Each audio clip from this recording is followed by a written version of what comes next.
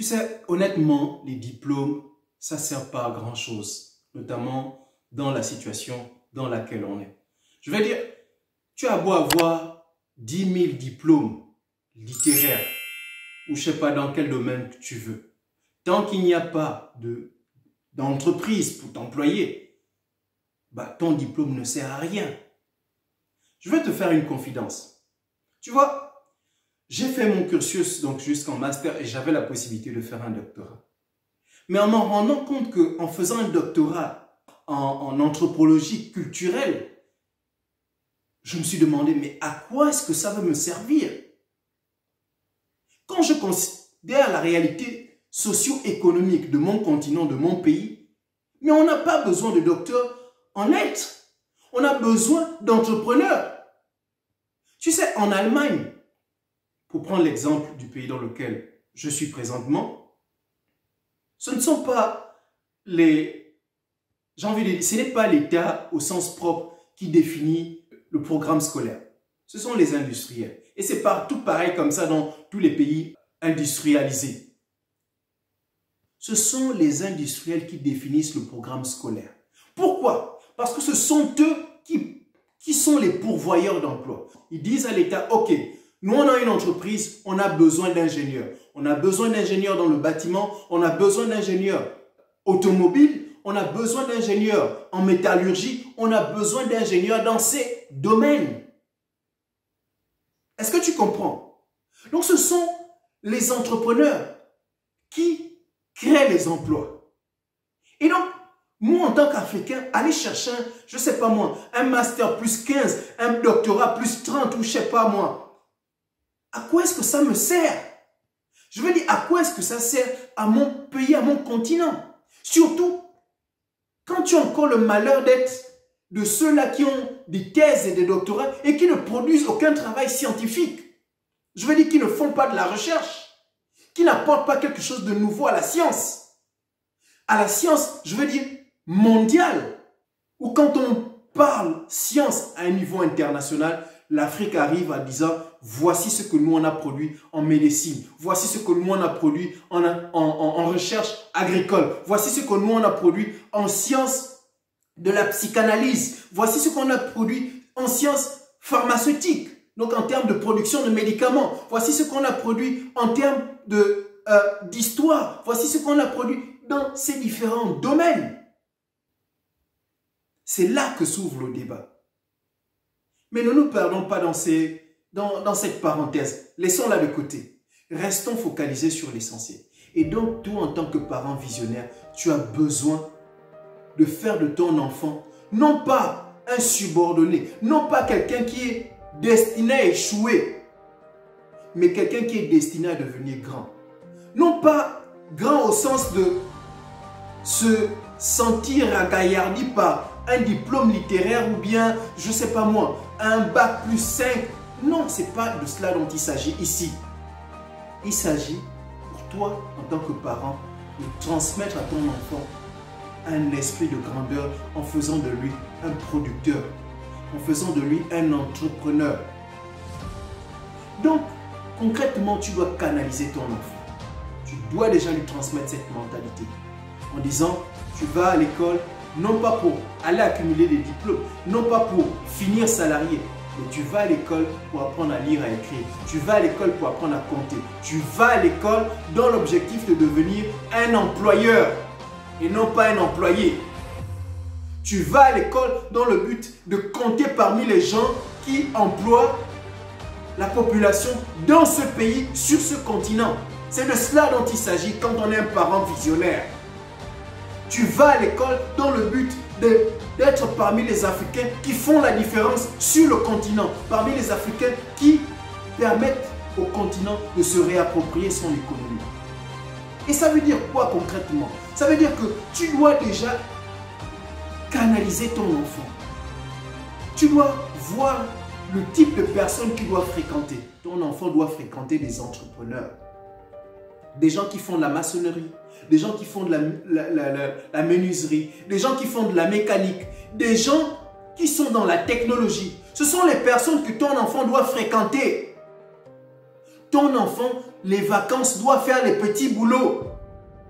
Il doit faire des stages. Il doit laisser son potentiel s'exprimer dans différents domaines pour voir quel est le domaine qui est le sien, pour qu'il puisse se concentrer dans ce domaine et créer une structure, créer une entreprise dans ce domaine. Donc tu dois canaliser les fréquentations de ton enfant. Je vois des parents africains. Malheureusement, l'ignorance, tu vois, c'est une chose terrible, c'est une chose véritablement terrible. Et c'est tragique parce que quand tu es ignorant, tu vas même contre tes propres intérêts sans t'en rendre compte. Je me souviens que moi, mes parents, mes propres parents, lorsque j'allais à l'école primaire, me disaient, ne va pas vendre les toffets, ne va pas vendre les snacks, ne fais pas cela. Ça, ce sont les enfants de pauvres qui font cela. Ah bon? Donc, un enfant qui a l'intelligence de prendre un produit, d'identifier un besoin et de prendre un produit qui correspond à la demande qu'il a observée et de venir la vendre, lui, c'est un enfant de pauvre. Lui, c'est un enfant qui ne vaut rien. Mais quelle tragédie! Quelle tragédie! Comment est-ce qu'on peut arriver à un tel niveau d'idiotie? Malheureusement, c'est la mentalité qui habite, notamment les Africains francophones. Parce que c'est de là, c'est dans cet exercice que l'enfant s'exerce à devenir un entrepreneur, s'exerce à devenir un patron. Parce qu'un patron, c'est quoi? Un entrepreneur, c'est quoi? Un entrepreneur, c'est quelqu'un qui apporte un produit à des consommateurs là où il a vu que les consommateurs avaient un besoin. C'est cela un entrepreneur. C'est cela un créateur d'emploi. Concrètement, ça veut dire quoi?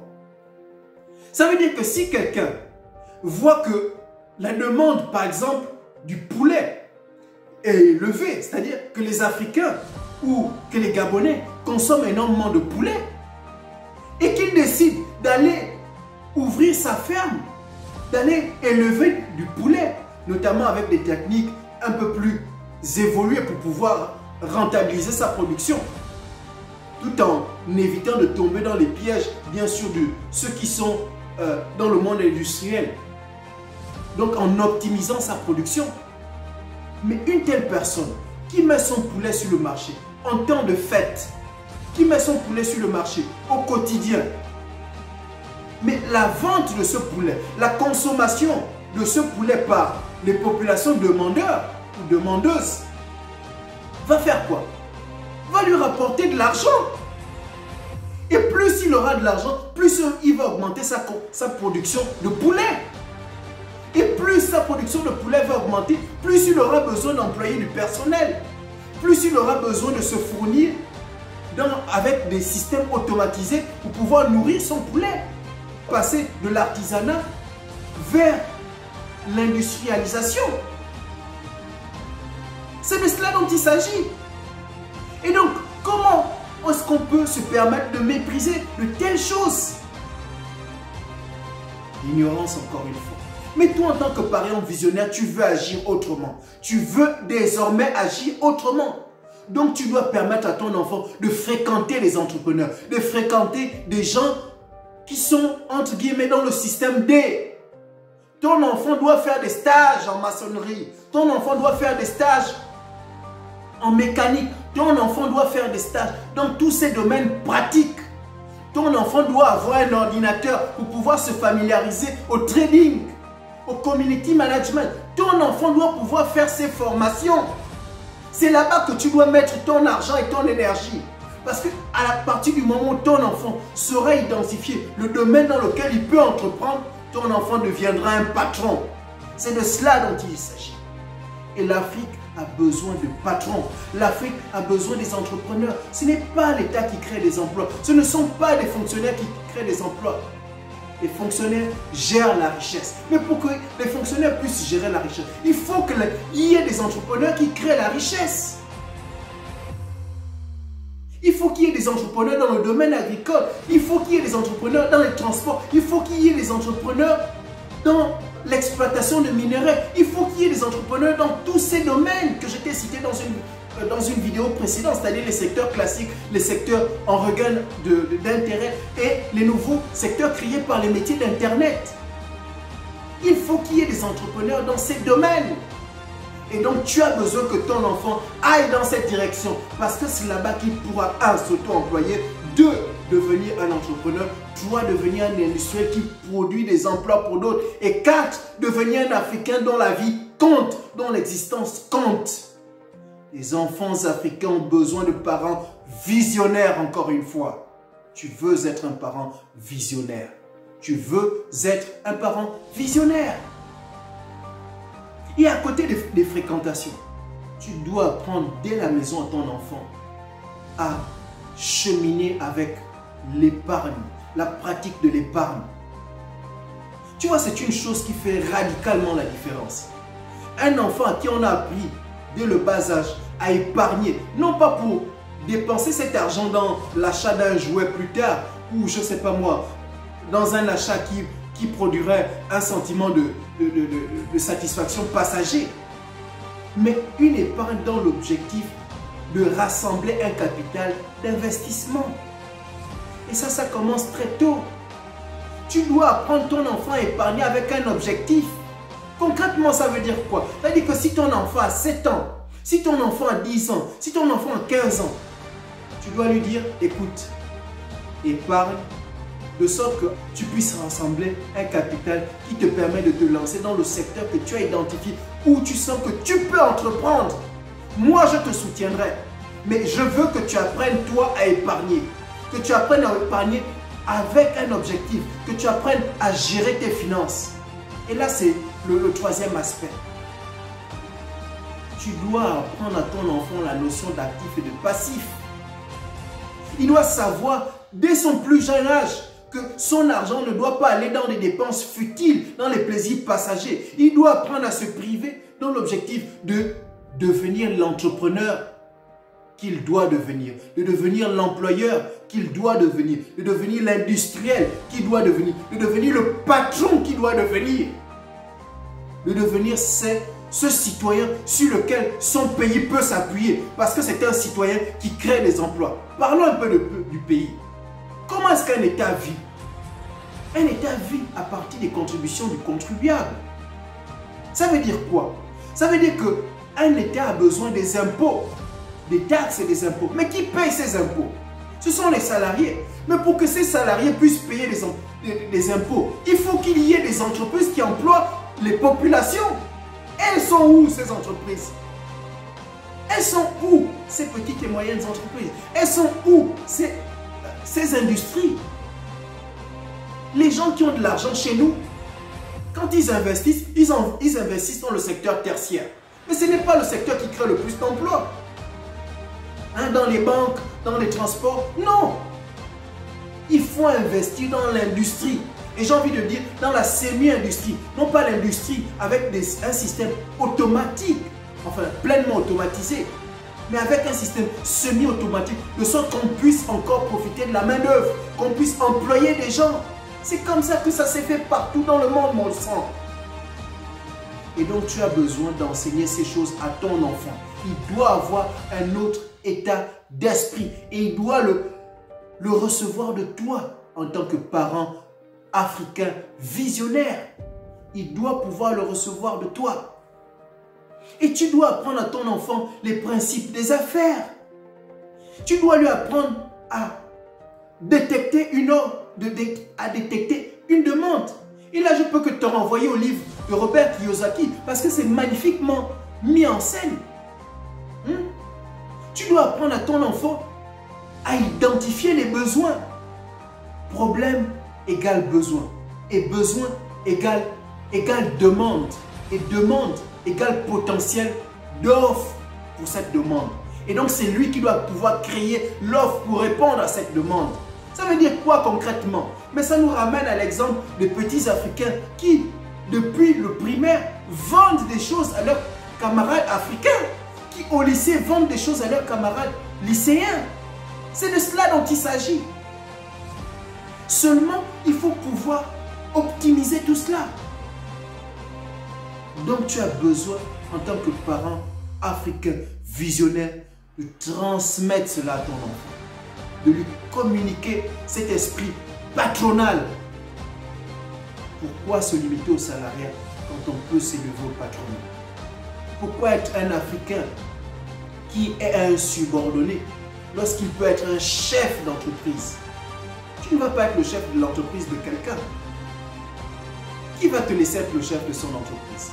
Tu vas être un employé dans le meilleur des cas. Et donc, ton enfant doit avoir pour objectif de devenir chef de son entreprise. Et tu dois accompagner ton enfant dans cette dynamique. Moi, je vois en Europe, lorsqu'un enfant décide de se lancer dans l'entrepreneuriat, un parent dit, ok, tu as décidé de te lancer dans l'entrepreneuriat, il n'y a pas de souci. Tu sens que l'école, ce n'est pas fait pour toi, il n'y a pas de souci. Je te soutiens 1 an, 2 ans. Le temps pour toi de mettre ton entreprise sur pied et ensuite de pouvoir voler de tes propres ailes. C'est de cela dont il s'agit. Et c'est ça que fait un parent africain visionnaire. C'est cela que fait un parent africain visionnaire. Tu soutiens ton enfant parce que tu sais que ton enfant doit être un patron, doit être un chef d'entreprise. Il ne doit pas être un subordonné, il ne doit pas être un employé. Il doit être parmi les Africains qui comptent sur le continent. Il doit être parmi les citoyens qui font la différence dans son pays. Et j'ai même envie d'aller plus loin en disant que tu dois lui transmettre une notion de patriotisme. Oui! Parce que tous les industriels sont des patriotes pour leur pays. Ça, tu ne le sais pas. Si toutes ces multinationales, restons seulement dans le secteur de l'agroalimentaire, toutes ces multinationales qui viennent nous vendre des produits chez nous, mais tu penses qu'ils le font pourquoi? C'est pour ravitailler leur métropole. Donc nous, on consomme leurs produits pour que l'argent aille créer des emplois chez eux. Pour que eux, chez eux, il y ait des gens, c'est-à-dire que leurs paysans, leurs agriculteurs, autant pour moi, puissent continuer d'exister. Donc, et ça, c'est à nos frais. Ils nous appauvrissent en faisant de nous des consommateurs. Et ils alimentent leur pays. Ils alimentent. Mais ce sont des patriotes. Qui t'a dit que qu'on doit se défaire du patriotisme quand on est en affaires? Non! Ce n'est pas possible. Ça n'existe pas. Aujourd'hui, un pays comme la Chine, tous les entrepreneurs qui réussissent là-bas et qui sont devenus des multimilliardaires, ce sont des patriotes. Ce sont des gens qui créent des produits et des services dans le cadre de rendre leur pays puissant. Ils vont conquérir le marché international. Déjà, ils conquièrent leur propre marché. Donc, l'État met des barrières d'entrée de sorte que, par exemple, prends le secteur de l'immobilier. Les grands constructeurs dans leur pays, ce sont des Chinois. Et donc, tu as besoin d'être un parent visionnaire. Et une dernière chose que tu dois pouvoir transmettre à ton enfant, ton enfant ne doit pas être de ceux qui apprennent comme je le vois, c'est-à-dire sans une stratégie géopolitique. On vit dans un monde où nous sommes en compétition avec le reste du monde, en compétition économique. Chacun veut occuper les secteurs d'autres pays, c'est-à-dire chacun essaie de venir déverser ses produits dans les pays des autres, entre guillemets, si je peux m'exprimer ainsi. Et donc, tu as besoin de transmettre cette notion à ton enfant. Ton enfant doit lire le monde avec un esprit géostratégique. Il doit comprendre que les secteurs de son pays qui ne sont pas occupés sont convoités par d'autres. Il doit comprendre que si lui ne crée pas un produit ou un service, la nature ayant entre guillemets horreur du vide et les secteurs étant déjà saturés dans les pays entre guillemets développés, ces entreprises qui se sont déjà internationalisées viendront occuper les secteurs en question chez nous. Et c'est ce qu'on observe. Et c'est ce qu'on observe. Les supermarchés, la création des voies automobiles, donc les autoroutes. Ce ne sont pas nos entreprises qui le font. Lorsque nos entreprises le font, elles font juste un bout de quelques kilomètres. Le reste, ce sont les multinationales du reste du monde qui viennent. Pourquoi? Parce que chez eux, il n'y a plus de marché. Ils ont déjà construit les différentes routes. Et pour pouvoir construire des routes encore chez eux, ils ont besoin de démolir. Comme je vois ici en Allemagne, il y a un programme. Après une certaine durée, on est obligé de refaire les routes. Il y a un budget déjà pour ça. Mais pour gagner d'autres marchés, il faut aller où les routes ne sont pas construites. Le marché est déjà saturé ici dans l'agroalimentaire. Mais pour pouvoir vendre plus de produits, il faut aller là où il n'y a pas encore de supermarché, là où il n'y a pas encore d'hypermarché, c'est-à-dire en Afrique. Le marché est déjà saturé. Je ne sais pas quel exemple je peux te prendre. Par la production des voitures et des chemins ferroviaires. Donc tout ce qui permet de mettre en place des trains et autres. Pour pouvoir continuer à gagner de l'argent dans ce domaine. Mais ces industries, qu'est-ce qu'elles font? Elles sont obligées de venir en Afrique. Pourquoi est-ce qu'il n'y a pas d'Africains qui puissent construire des voies ferrées, qui puissent construire des trains, qui puissent construire des voitures? Et ce sont des secteurs qu'on est encore en train de céder à d'autres. Pourquoi? Parce qu'il n'y a pas de parents africains visionnaires pour transmettre à leurs enfants cette notion d'entreprise, d'entrepreneuriat, de devenir un chef, un patron, un créateur de richesse. C'est un thème avec lequel je ne m'amuse pas parce qu'il en va de l'avenir de notre continent. Donc c'est ce que je tenais à partager avec toi à travers cette vidéo, en espérant que tu agiras désormais en parent africain visionnaire. Car nos enfants, nos petits-enfants ont besoin de parents africains visionnaires, de parents africains responsables. Être responsable, c'est préparer le chemin à son enfant. Être responsable, c'est offrir le meilleur avenir qui soit à son enfant. Être un parent responsable, c'est être un citoyen qui veut que son pays s'élève au plus haut rang. Et cela passe par l'éducation que tu donnes à ton enfant. Cela passe par le savoir et l'état d'esprit que tu donnes à ton enfant. On ne peut pas attendre l'État pour tout faire.